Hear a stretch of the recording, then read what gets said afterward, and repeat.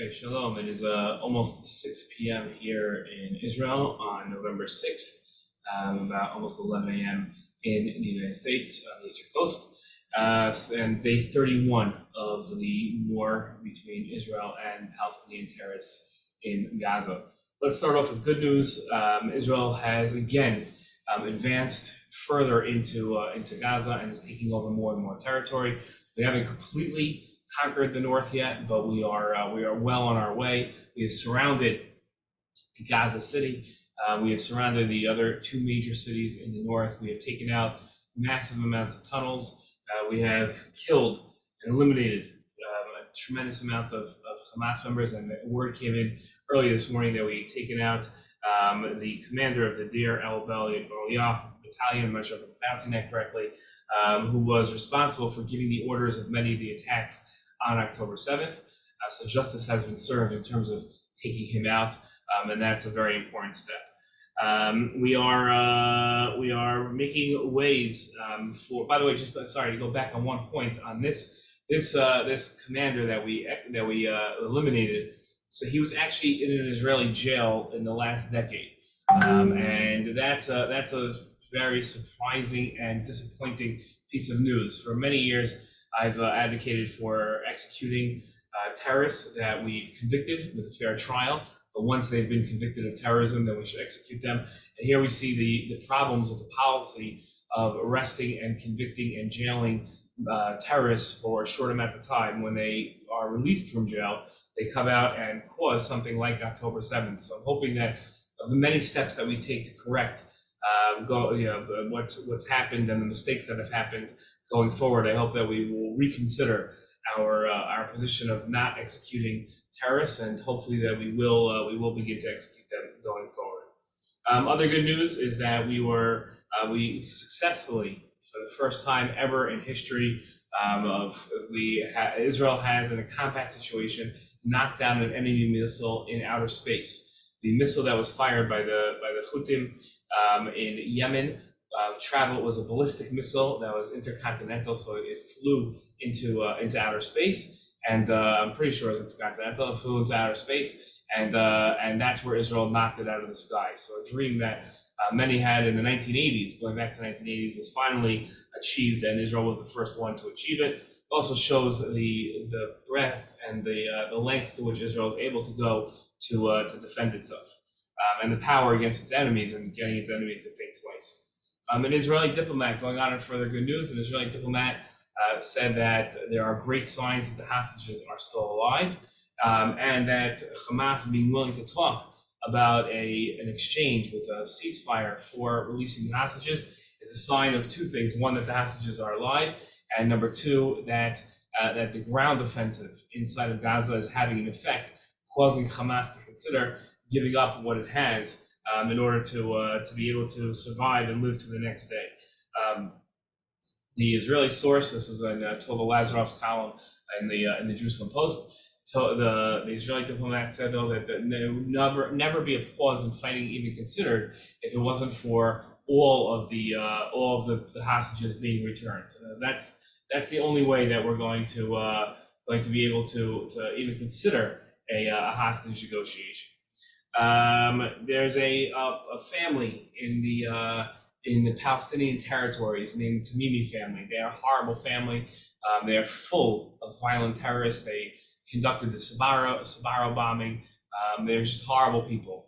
Years ago, I went on a tour with two left-wing organizations called Trua and Breaking the Silence, which I consider to be anti-Zionist organizations. Although they claim to be pro-Zionist and pro-Israel, all of their policies are not just critical of Israel, which is fine, but work again and undermine the Israeli army, Israeli safety and security procedures.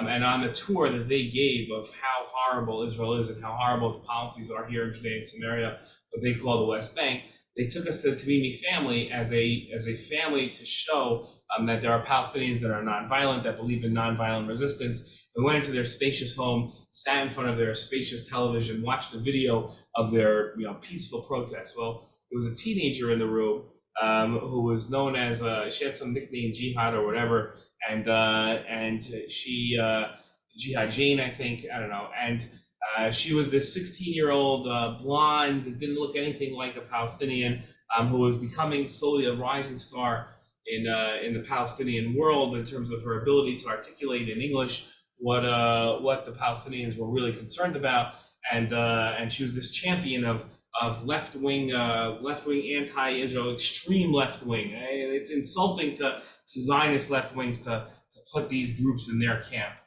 So I don't know what to call them, but extreme to the appeasement of our enemies' camps. These organizations, again, Trua, and it was breaking the silence, and they listed her as like this example. It was within a year she had assaulted a soldier and gone to jail for 9 months. And yesterday she was arrested again after announcing that that what Hitler did was a joke compared to what the Palestinians are going to do. She's going to be eating the skulls and drinking the blood of Jews going forward. So I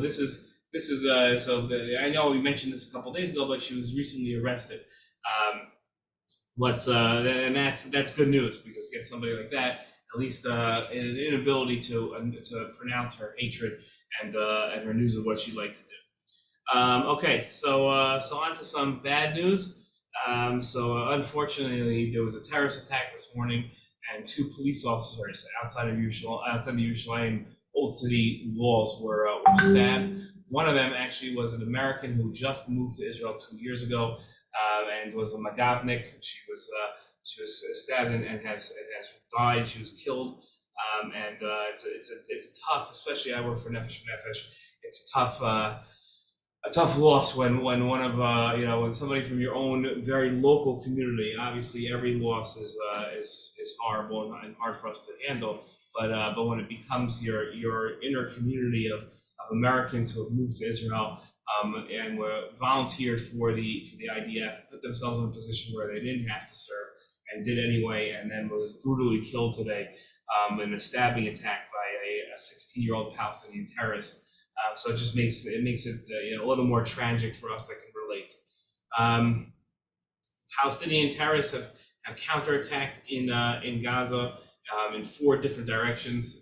One of the things that they've learned to do is using their tunnel system, and the tunnels that Israel has not found and not destroyed, they're able to come out from behind Israeli troops. So as Israeli soldiers move forward through the Gaza Strip, through the West Bank, they pass over these tunnels that they don't notice, and then as they're in forward positions, looking forward, looking really south, they'll come up in a north direction and attack them from behind. So that's something that we have to contend with. And also, another soldier was killed overnight in operations. Just on to analysis. So just something that I think we might have mentioned before, but I want to stress it again.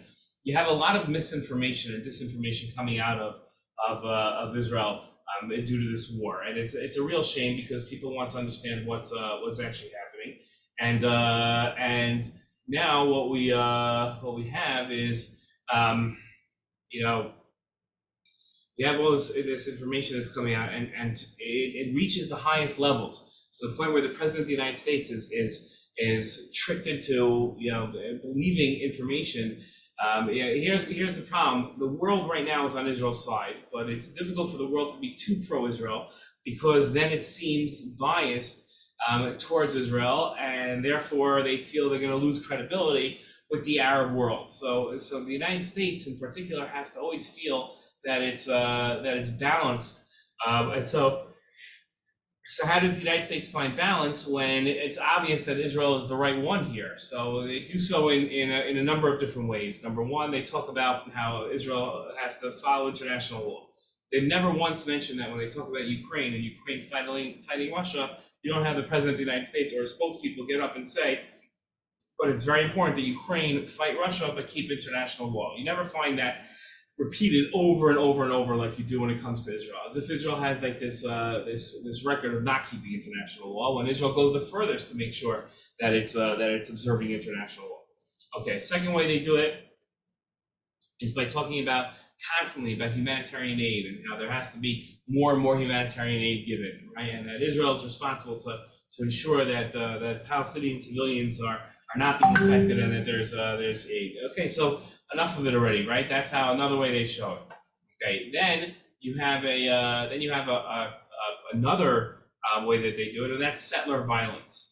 If you read the newspapers and you see President Biden addressing settler violence and say that it adds fuel to the fire, and Secretary Blinken yesterday saying settler violence is a scourge that has to be wiped out, you would imagine that like settlers are the most violent people who are attacking Palestinians.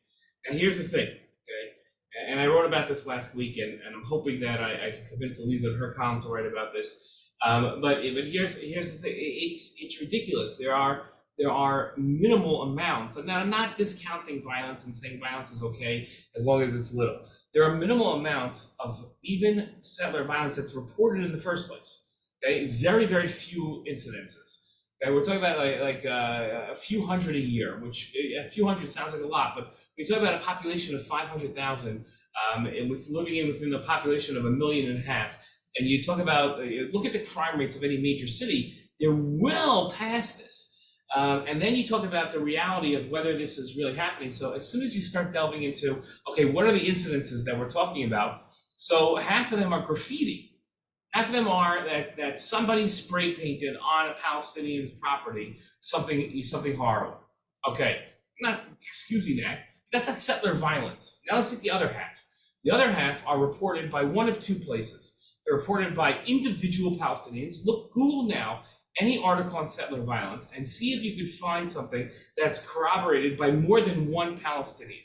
Okay, and then the other half is by NGOs. These are non-government organizations that are anti-settlement, and you'll see that they too go ahead and report these things, and there's no corroborating evidence. So there's no evidence of these attacks that can stand up in court, which is why you then have very few convictions, right? Very few arrests and very few convictions, because there's no evidence that these things even happened, let alone happened by somebody that's considered a settler. So it's as if like a Palestinian can see somebody attacking somebody else, right? You see somebody, person X attacking person Y. They can easily identify person Y, the victim, as a Palestinian, but all of a sudden they're able to identify and know where the attacker lives. He's a settler. I know him. He lives in this town over here. They didn't come in from Tel Aviv. I know for sure he's Jewish. He's for sure Jewish. For sure, this is not a setup. He's for sure Jewish. And they're able to identify. It's as comical as the reports that come out from Gaza bombings, where within a couple of minutes they're able to have death counts and body counts that usually take weeks to come up with.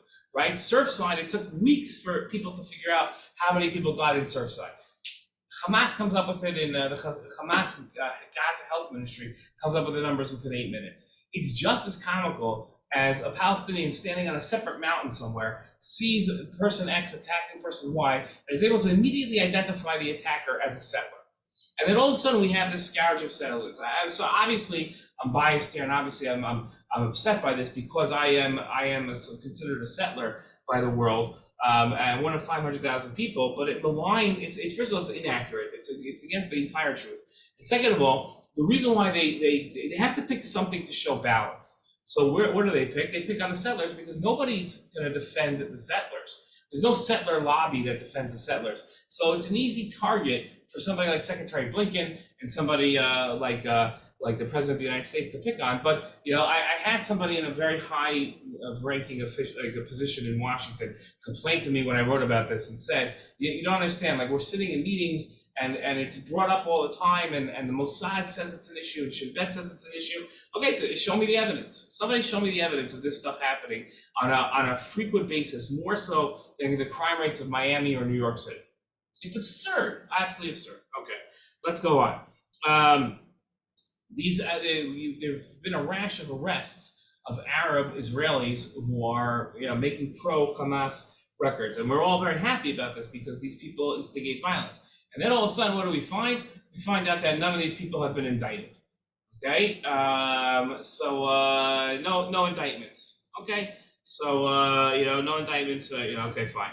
There's no point in arresting these people if we're not going to indict them and convict them of crimes. Somebody's going around making pro-Hamas statements inside of Israel. How can we expect the rest of the world to stop making pro-Hamas statements if we're not even arresting people making them here in Israel? Okay. Jordan makes this absurd announcement. Jordan's in a tough position. Okay, 75% of Jordanians are Palestinians, and therefore the king tithers. And by the way, 20% are Syrian refugees, 5% are loyal to him.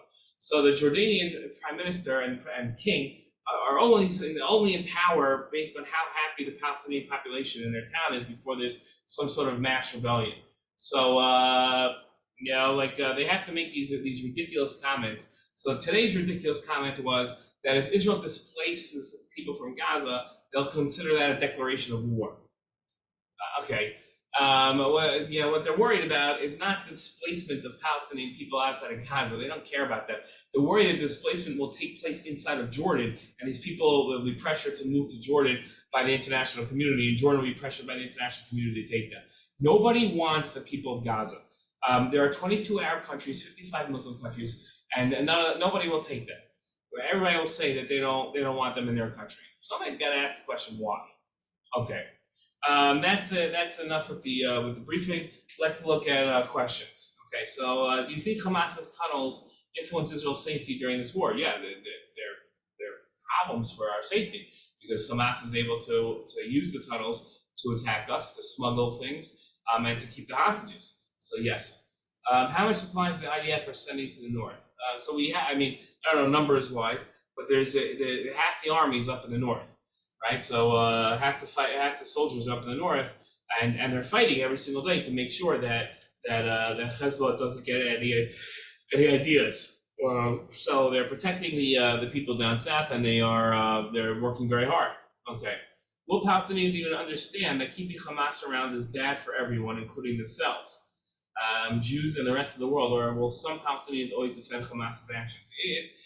Palestinians, unfortunately, have a habit of missing opportunities, right? Rabbi, the foreign minister of Israel for many years, famously said that that nobody misses an opportunity. I don't remember now. I'm drawing a blank on the quote. I'm sure all of you are listening are remembering the quote, and I'm not.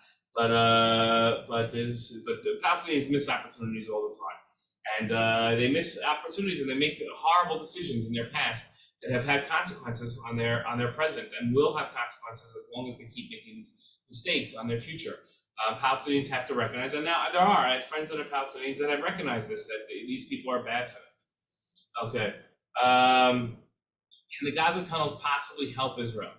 No. The Gaza tunnels cannot help Israel. They're there to attack Israel, so no. What if there were hostages in these buildings where Hamas placed the missile launchers and guns? Could the airstrike of the IDF potentially kill Israeli citizens inside? Why do you think the members of the right-wing party, Amichai would consider nuking Gaza? Okay, so let's take one at a time here.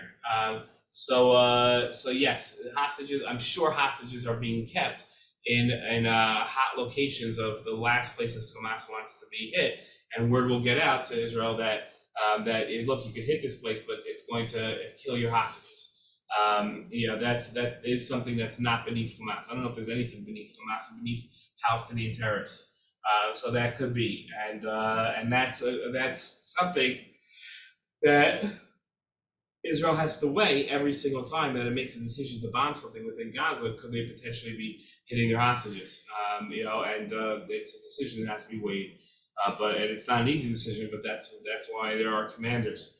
And then now Amichai Eliyahu would not consider actually nuking Gaza. Okay, he's not going to be nuking Gaza. He doesn't have the power to use a nuclear weapon. He's a minister of heritage in the government. But what he can do is make bombastic statements that make Israel look horrible. And that's what he did. So nobody would consider using a nuclear weapon against. Using a nuclear weapon is ridiculous. It's such a powerful weapon. It would destroy things inside of Israel by using it. And why would we need to use it? To do what? To defeat a terrorist organization? We have an army. We just have to wait them out. There's no way. We don't have no. After Israel defeats Hamas, it seems possible that for security reasons, the IDF, in one form or another, will remain in Gaza for years. As they say, you broke it, you own it. And nobody's going to help Israel by taking responsibility for what happens in Gaza after the war. And then maybe it's a good thing that the IDF remains in Gaza for years after the war, if that's the best way to ensure Israel's security. But Israel's going to make a decision for its security and do what it thinks is best. Nobody wants the Israeli army in Gaza anymore, unless, of course, it comes with Israel completely taking over Gaza and moving back in, and a lot of people don't want that either. So those people would have, under no conditions would they want Israeli soldiers inside of Gaza. Israel's going to have to make a decision based on the reality on the ground, as to what's best for Israel's security, and if that means having soldiers inside of Gaza, it's going to mean having soldiers in Gaza. I don't think anybody wants that. So that's that's not something that we're going to want to see. Okay. How is Israel trying to keep civilians safe during the conflict? What problems does the Israeli military face when doing this in the complicated situation of war? Okay, so what Israel did was very simple. It told the people of Gaza, we're going to be, the north of Gaza is going to become a combat zone. Leave the north, move south. They told them to move an entire 10 kilometers. That's it. It's not like telling people in Chicago to move down to Louisiana. Okay, that's not what's happening here. They're talking about telling people to move 10 kilometers. Okay, that's not that much space. And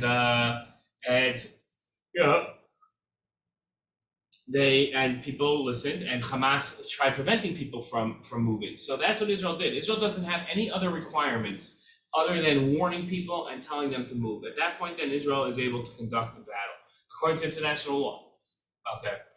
If a ceasefire or pause of the war does somehow happen and they give back all the hostages, what measures would Israel take to prepare to defend itself in the future or attack if there's a pause? Okay, so that's a great question. What Israel's going to do in the future to protect itself, to make sure that this doesn't happen again? I really don't have an answer to that. I have a lot of ideas, but I'm not a security expert. Okay, so that I'm that's the we'll see. I don't know, mine the wall, but it's something that I would like them to do. Make sure nobody can come near it. But I don't know. Okay. How does IDF identify who is a Gaza civilian, who's a Hamas terrorist? It's a very good question. Usually, if they have a gun in their hands and they're pointing it at Israeli soldiers and shooting, that's the signal that they're a Palestinian terrorist. That's really what it is. And unfortunately, sometimes you get it wrong. Somebody puts down their gun to pretend that they're not a terrorist, but that's usually how we do it. Is freeing the hostages something that Hamas would consider in exchange for a ceasefire?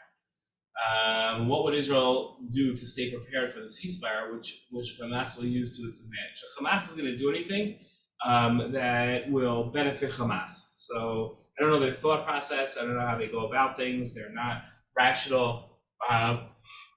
They're not a rational force. They're Islamic fundamentalists. So how they make decisions, I have no idea. And then what would Israel do to stay prepared for the ceasefire, which Hamas will use to their advantage? I think Israel's going to be watching what Hamas is doing during any ceasefire, with drones and with airplanes and with helicopters. They're not going to Israel's not going to have to pull back its soldiers, so it's going to keep its soldiers there. Secretary Blinken said that he wants us to use smaller bombs, but will we? No, we're not going to use smaller bombs. We're going to use the bombs that we think are most effective. I'd venture to say, I'm no expert in armaments. I'd venture to say that there's no such thing as a smaller bomb. That again, I'm guessing here, but I have a feeling that it sounds almost ridiculous to anybody that excuse me, I know it's going up, but knows their military strategy. I don't know. The smaller bombs thing sounds absurd. What are the chances Hezbollah gets involved in the war? If they do, how would it impact the situation? We don't know what the chances are. We don't know what Hezbollah's thought process is. Iran is the one that controls it. We don't know what Iran's thought process is. So we're not really sure what this how would it change things? It would change the entire situation completely, because you have an entire basically army firing precision guided missiles, which are incredibly sophisticated, at Israel. So it would change a lot and make it a lot worse. Okay. After seeing the Hezbollah leader say that he's not going to step into this war, do you think he's going to keep his word, or will he join him? Again, I have no idea how terrorists think, so my guess is right now the thing that's keeping him out of the war are the American warships and the Israeli threat of utter and total destruction. So that's probably what's keeping him out of the war until this point. It doesn't make any sense that he's not in the war, right? Israel's vulnerable, Israel's weak now because they have half their soldiers working in Gaza. This would be the time to go to war. The fact that he hasn't, I don't know. Okay. So is the U.S. going to do anything about the fact that Hamas broke the deal and lied to them? I don't know. It's a good question. Maybe next time don't believe Hamas. It should be what their policy is. I'm not sure though. I don't know. Okay. Although Hezbollah isn't the primary threat to Israel at the moment, couldn't it be said that it has the potential to become an even worse threat than Hamas at one point? For sure. Do they have the weaponry and bombs to do the horrors that Hamas has been doing? Especially Hezbollah is about 10 times stronger than Hamas. Whatever Hamas horrible things can do, Hezbollah can do much, much worse. Okay, why would the U.S. recommend a two-state authority in Israel? Well, it's a two-state solution, and the United States is in favor of this because they think this is what's going to end the Israeli-Palestinian conflict. It's been America's position for years. Both President Biden, President Trump, President Obama before him, and President Bush before him all believed in the two-state solution. So that is the official policy of the United States as the only thing that could end the Israeli-Palestinian conflict. Why would you? Do you think that the more attacks Israel carries out in Gaza, the greater the anti-Semitism will feel around the world? Yes, I do think that there's a direct correlation between the two. The more that dead Palestinians there are, the more anti-Semitism will rise. Is there any chance for negotiation for hostages without any tricks or surprise attacks? I don't know. It's a good question. I don't know. I want to think that Hamas would be smart enough not to pull anything, with it, but who knows? Who knows how they think? Okay, that's the end of our video. Let's hope for victory, for security, for safety, for peace, and the return of our hostages safely. Let's hope so.